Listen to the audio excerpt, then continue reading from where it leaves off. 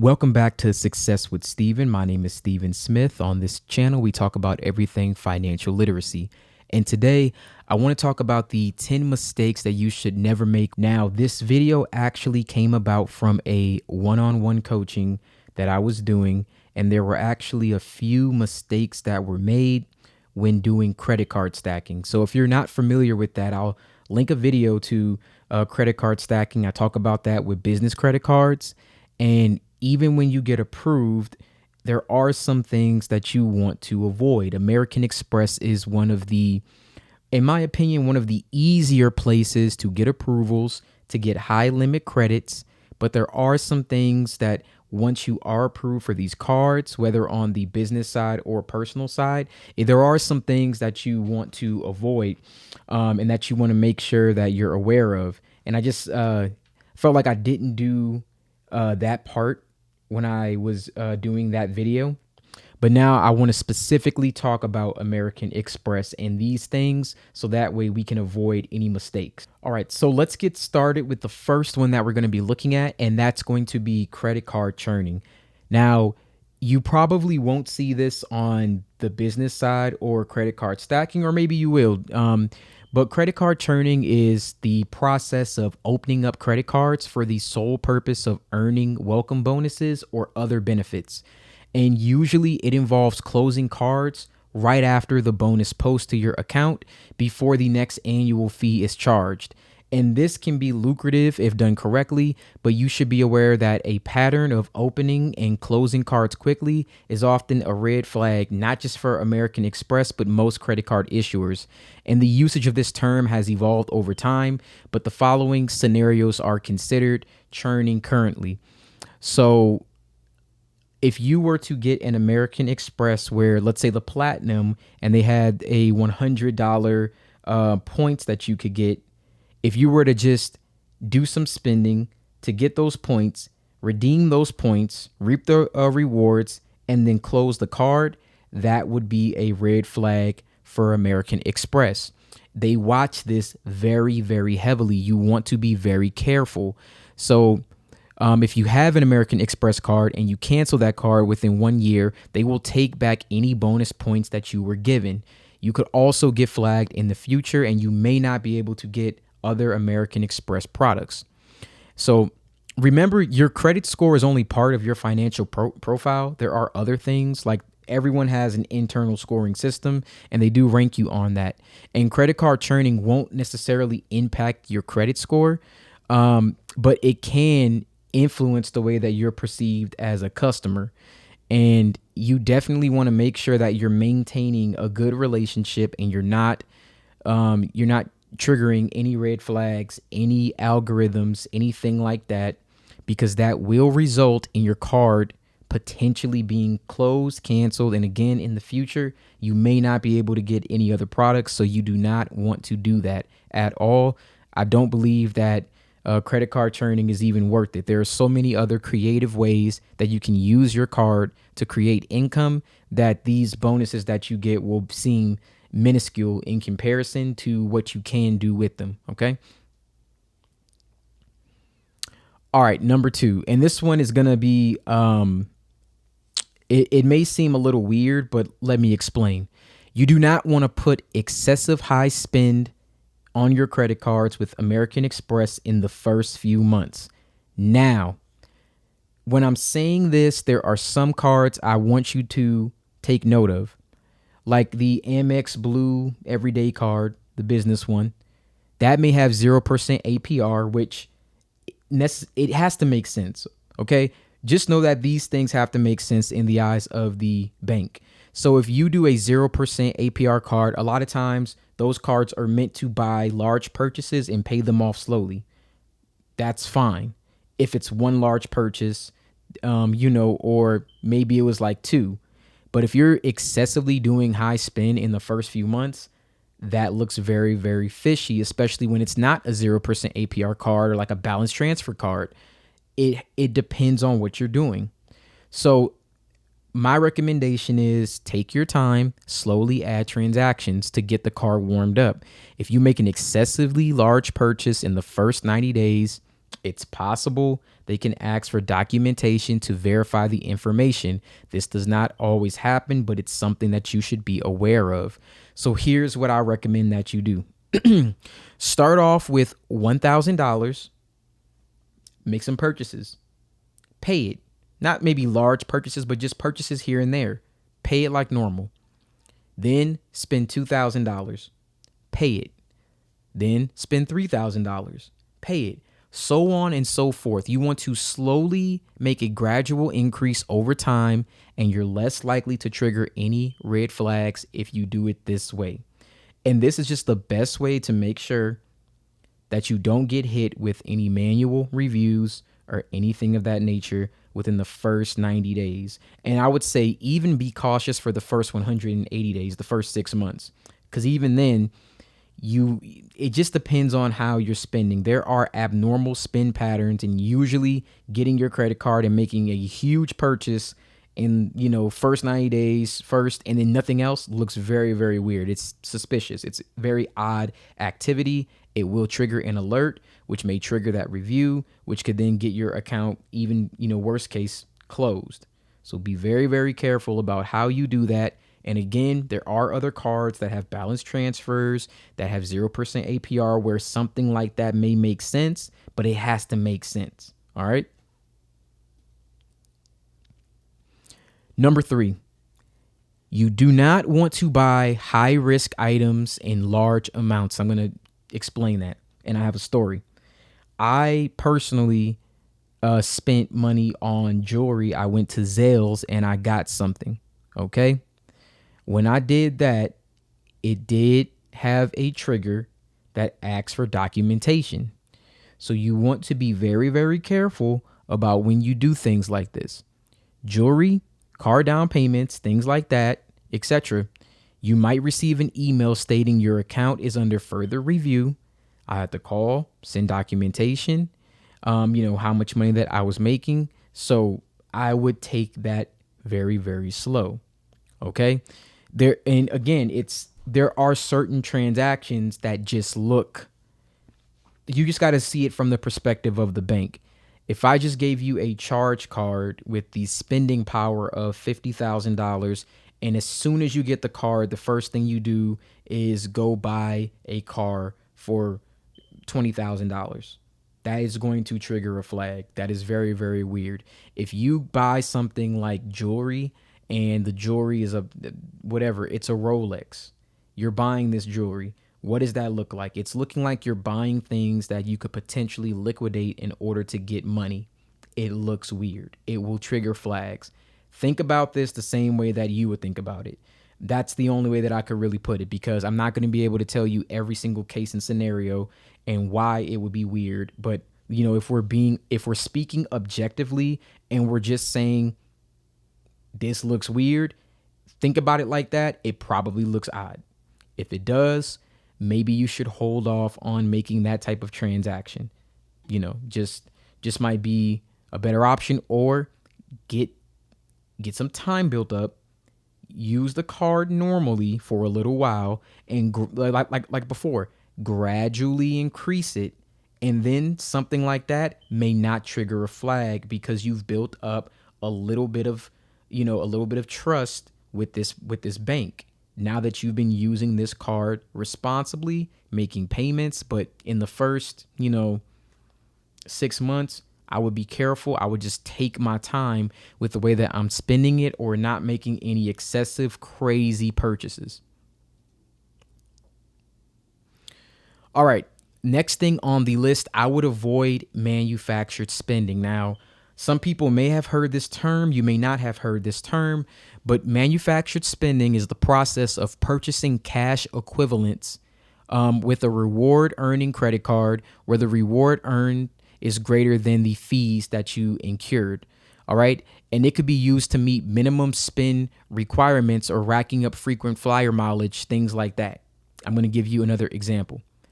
Let's say you were going to get a bonus of $1,500 from American Express if you spent $10,000 in the first 90 days.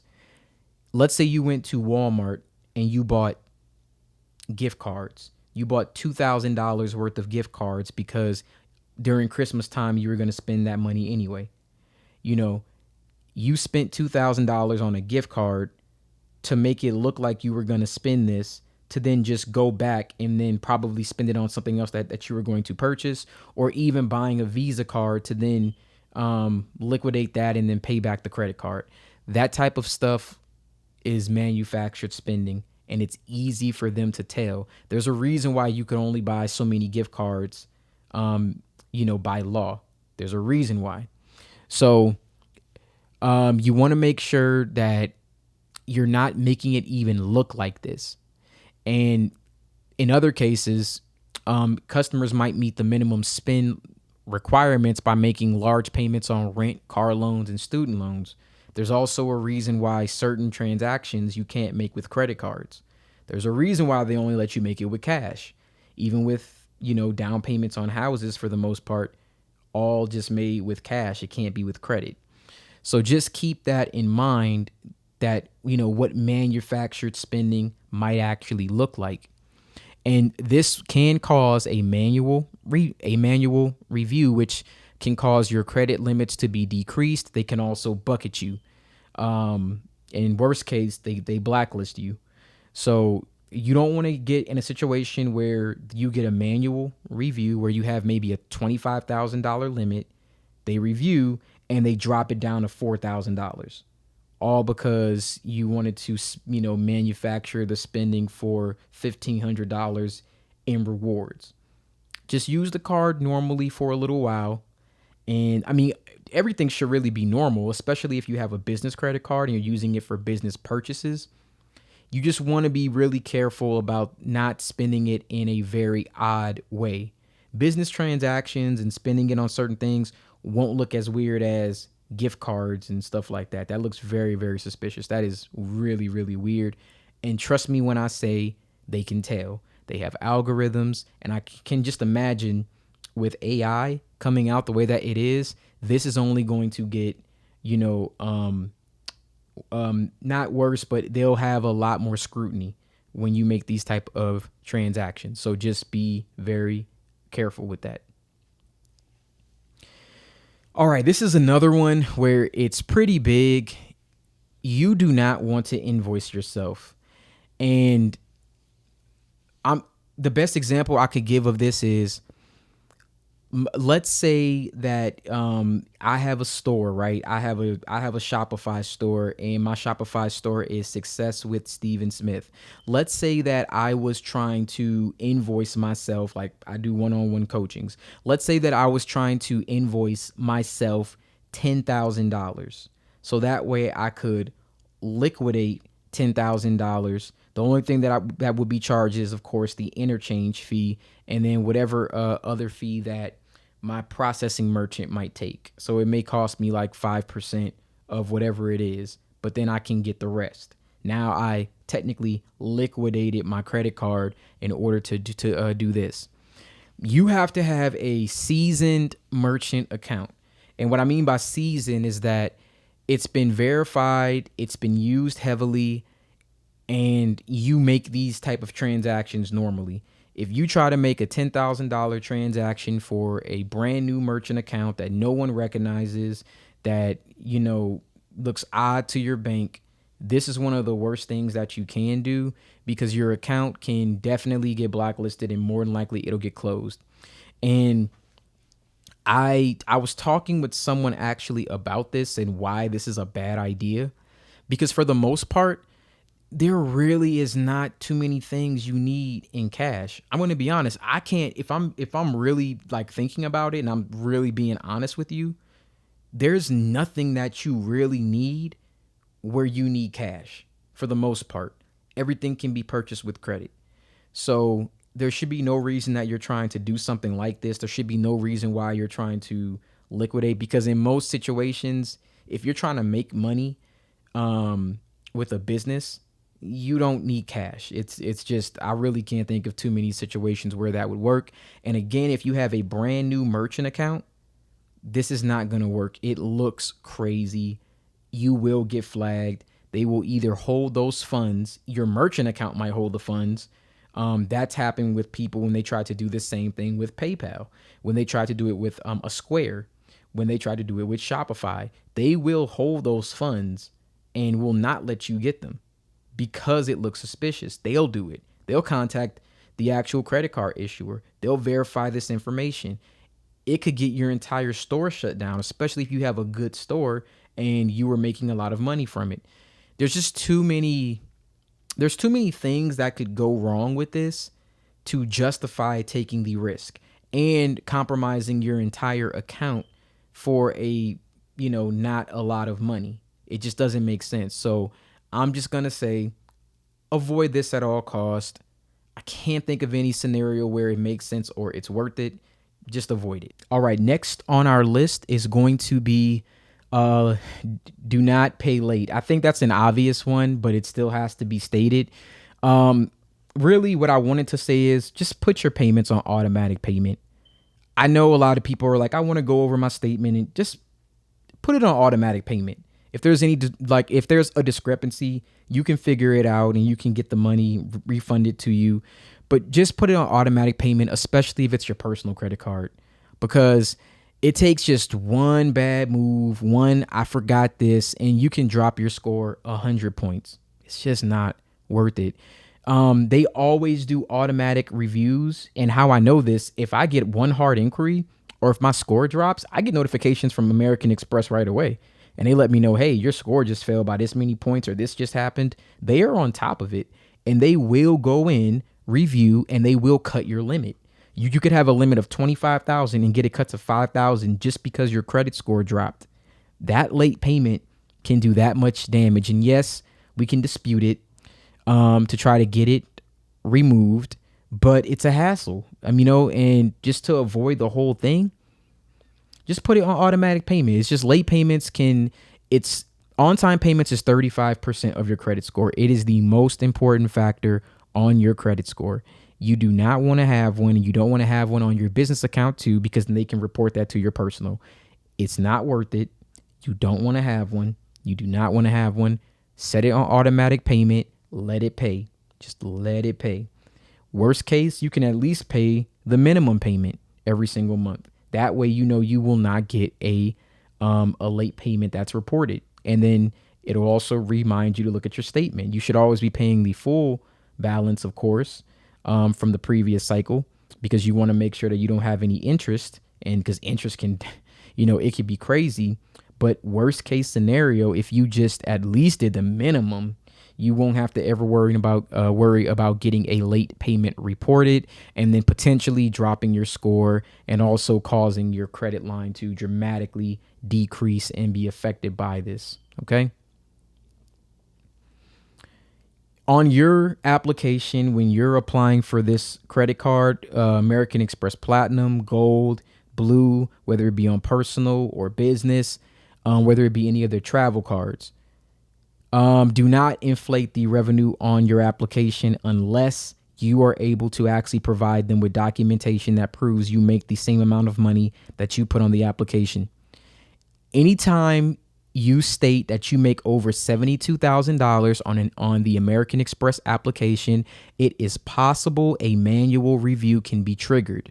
Note, you can include your income and your roommate's income, or your income and your spouse's income. They can be combined if you're in the same household. So if you do that, you can prove, like you can give a bank statement for you, a bank statement for them. You can prove with documentation that you do make what is stated on there.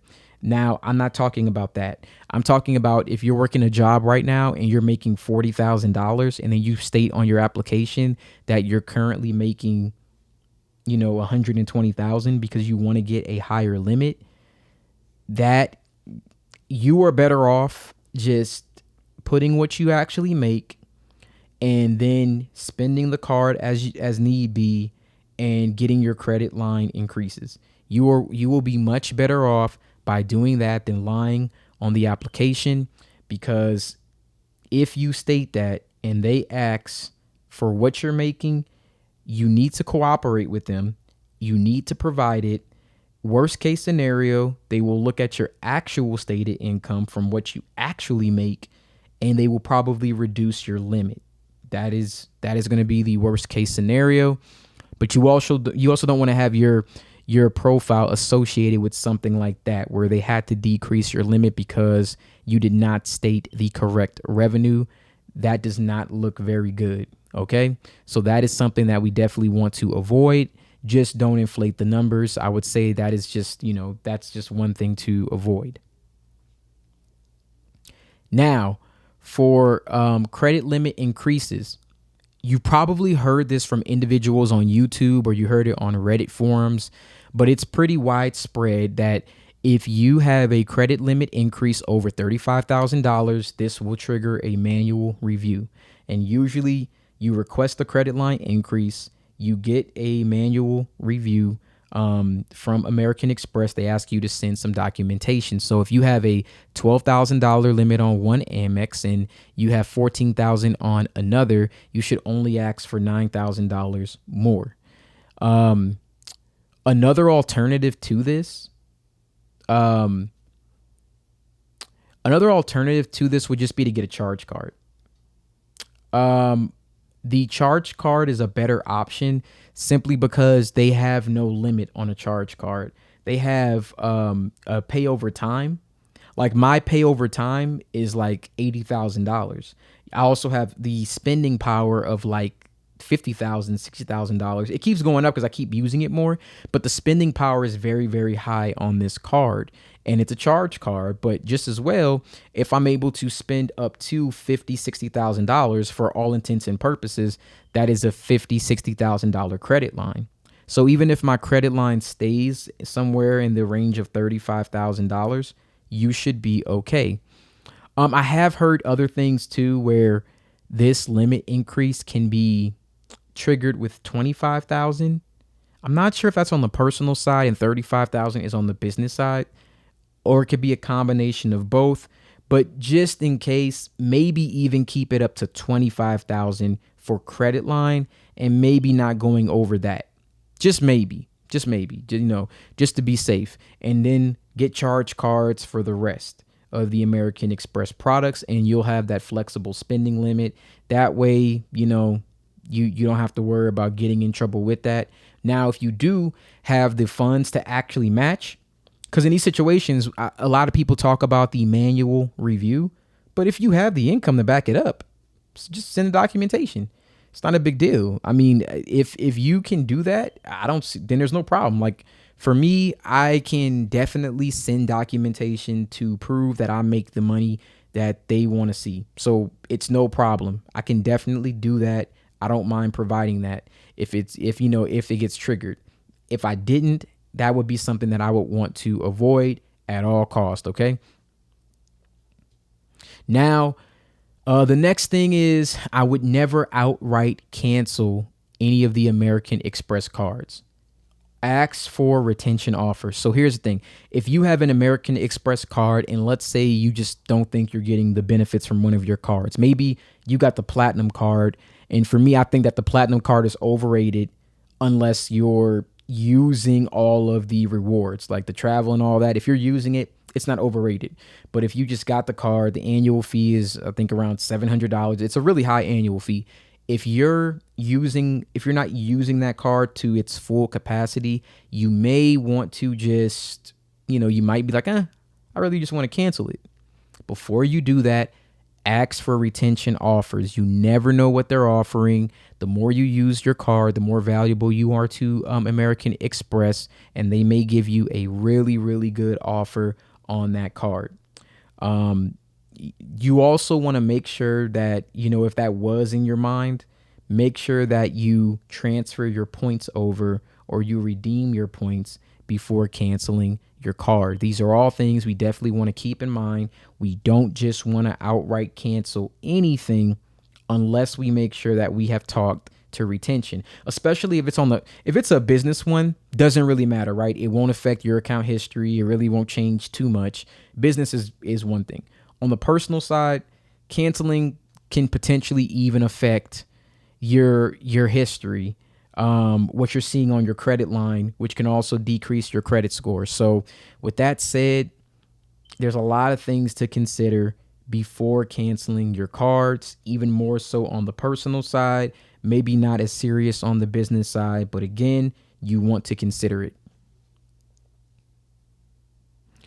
All right. And if you do cancel, let's say that you're just done or you just really only need one card because you want to put the spend on this one Amex card. You want to make sure that you allocate your credit line. Some people don't know this, but like in that other example, if you had a $15,000 Amex and $12,000 on another, you can actually move one of those credit lines to the other. You don't want to just cancel it and now all you have is a $12,000 or $15,000 credit line. Make sure you move that credit line over. All right. So if you do decide to cancel, move your points or redeem your points, reallocate your credit line to the other cards that you have open. That will always be the best thing that you can do. All right. And that will wrap up the 10 things that you should never do with American Express. Now, if I think of anything else, I will definitely make a follow-up to this video. I definitely want to say if you're using American Express business credit cards, you do want to be very careful about the things that you can trigger. I think that the business cards are even more sensitive than the personal cards. They have algorithms that they use that'll trigger when you do things that seem like abnormal spend. You want to be aware of this. You want to be aware of healthy habits when you're using these cards, making sure that especially when you have them in the first few months, you're putting active spend on them that looks very, very normal and you're building that relationship. Okay. We're not getting too many credit line increases unless we have you just want to make sure you actually can back up with documentation, usually bank statements or tax returns, the money that you are making. If you can do that, you're good to go. You don't have anything to worry about. So don't be afraid of the manual review. It does happen sometimes. It happens to everyone. Just know that you'll have to be able to show that documentation. Don't let it freak you out though. It's not a big deal if you can back it up. If you can't, be honest on the application. Don't do any excessive spending within the first, I would say 6 months, but at least 90 days. Don't do any excessive spend. Make sure that if you are spending, you are paying right away. If you do 1,000, pay it, then do 2,000, pay it. Let it gradually increase over time. It looks a lot less suspicious, and that type of spend does not trigger any flags. All right. Thank you guys so much for watching this video. I really do appreciate it. I may or may not have put out another video on Amex credit line increases. That should be coming soon. But again, I'll probably put the business credit card stacking video. I'll put that somewhere here for you to also take a look at. And yeah, thank you guys so much. I really appreciate you for watching this, and you have a wonderful day.